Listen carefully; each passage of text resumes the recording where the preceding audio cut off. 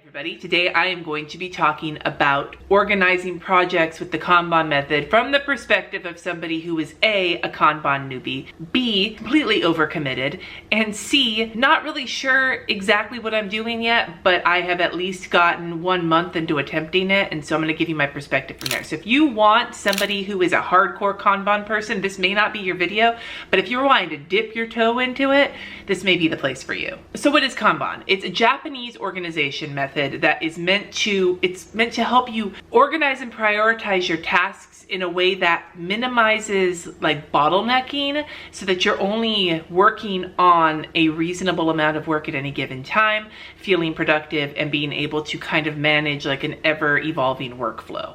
That's so hardcore a layman's definition. Like I was gonna try and pull up something to like read to you to really define what the Kanban method is, and I got overwhelmed just looking at the websites.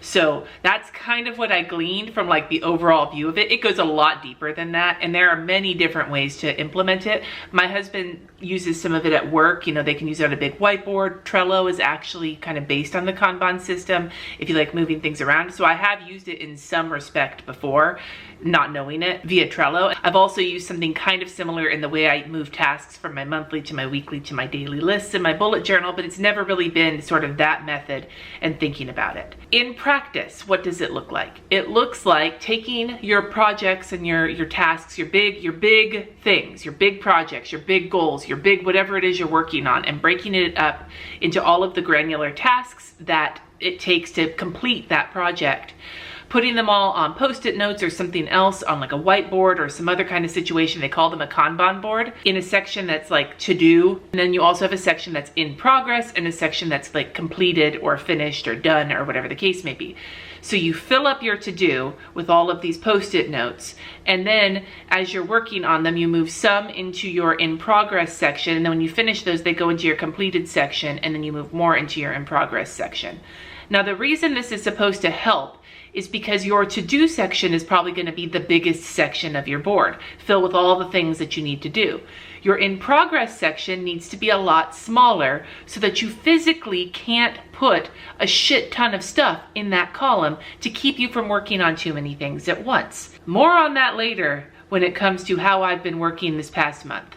Just saying. And then your completed section is supposed to be the thing that helps motivate you. You know, you see the post-it notes building up there and blah, blah, blah, and you're like, oh, look at all the progress I've made. So my Kanban board had, up until I started updating it today, it had 2 big projects on it. One was mostly done and one was still very much in progress.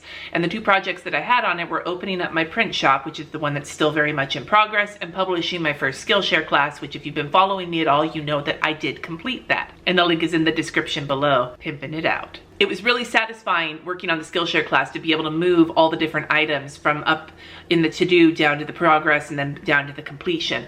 I haven't felt that same satisfaction with the print shop, mostly because I've been so stressed out and not feeling good in getting the Skillshare class up that I've hit my bottleneck so far with this project, which is finishing the last 3 paintings. I didn't want to work on all of the other aspects of the shop until they were done, knowing that my tendency to get lost in the weeds of like getting to order fun little things like packaging and postcards and everything else was going to stop me from actually finishing the actual art that's going to go in the shop. So I've been kind of stuck there for a while. I was able to get through the whole project with Skillshare and be able to feel that satisfaction. Now, why? Why would I do this Kanban board? Why now?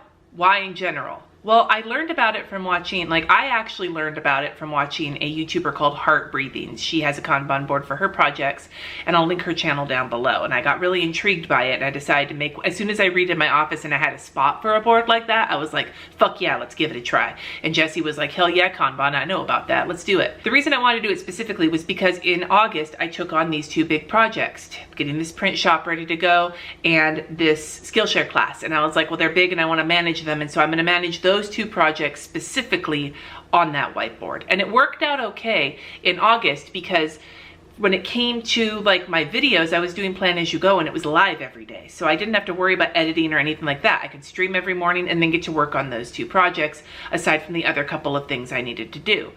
Now, however, I'm back to editing and filming videos and all of that, and I'm still working on the shop, and I want to brainstorm my next Skillshare class. And I feel like I need to adapt how I'm going to use this board but I'm not really sure how yet. But we'll talk a little bit more about how I might want to update it towards the end of the video. For right now, I want to show you how I break down a project and put it up on the board. And it's fairly simple, especially because the project I'm going to put up there right now is actually my next Skillshare class, and I just went through that process. I grab some Post-it notes and I start putting all of the different tasks that I know I have to do for this project. Now, if this is a project you've never done before, you may want to grab like a scrap piece of paper and brainstorm all of those particular items, those tasks, or whatever the case may be, or you can just brainstorm them directly onto the Post-it notes.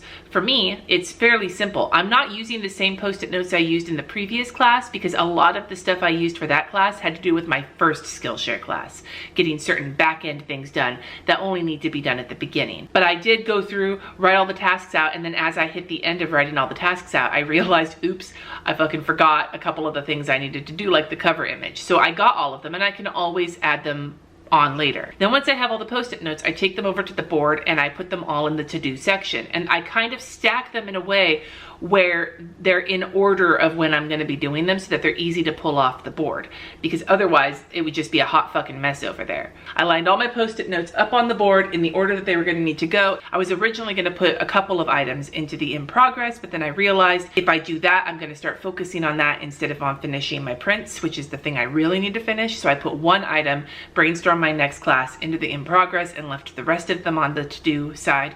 And that's it. My Kanban board is updated. If you want to do it the way I'm doing it, you just need a whiteboard, some Post-it notes, and a pen, and a dry erase marker or something. If you did a Sharpie, it would be nicer because then you wouldn't have to erase it or worry about smudging it when you're moving things around. But I wanted to use a dry erase marker because A, I like the color, and B, I wasn't sure if this exact setup was going to be how I wanted to do it, and I wanted to be able to erase it without having to take like alcohol to the board or something. But you could actually put it up on your wall fairly cheaply and not have to worry too much about it. The Plant-Based Bride has a Kanban in her bullet journal that she got from somebody else, I think. I'm not sure. It's been a while since I watched that video, so you could check that out. But I like whiteboards. I like moving Post-it notes around. I get satisfaction from moving things and being like, I finished this. It's the same satisfaction as checking things off of a to-do list, just on a slightly bigger scale. Moving forward, what am I going to change? Well, I kind of alluded to this already, but doing the 2 projects last month worked out okay, but now that board's not helping me with my overwhelm because those 2 things up on the board are not the only 2 things I'm working on right now. And so what I really need to do is figure out a way to get some more stuff up there, to get my YouTube videos and podcast up there, like my basic every month, all those things, Patreon, YouTube, podcast. Those are all kind of my standard day-to-day working situation, and have those up there too, so that when I have like filming videos for September can be in the in progress, that takes up some of the in progress space, so that when I look at it, I recognize that I'm not, like when I think of my in progress, I should be able to get through these prints because all I'm working on are the prints and brainstorming my next Skillshare class. But that's not actually what's happening, because there's so many other things I'm also working on, like getting my financial shit together and paying my taxes and filming videos for this next month and blah, blah, blah. So I'm trying to decide how I actually want to structure this. Do I just want to use smaller Post-it notes so I can fit a 3rd kind of section up there? I could do that, but then that means that I could fit more shit into the in progress section, which means that I'll be able to overstuff my time, and I don't want that to happen. So I'm thinking what I'm gonna do is go to smaller Post-its, add a 3rd category. So there's Skillshare, Print Shop, and then the 3rd category is all my standard work stuff. I don't know how I'm gonna like define that goal, but I will. YouTube, podcast, and Patreon, the things that are like my standard things I'm doing with these 2 bigger projects. And then I think what I'm gonna do is narrow down the in progress section so that it's skinnier, so that if I use smaller Post-its, I can still only put 1 row of them.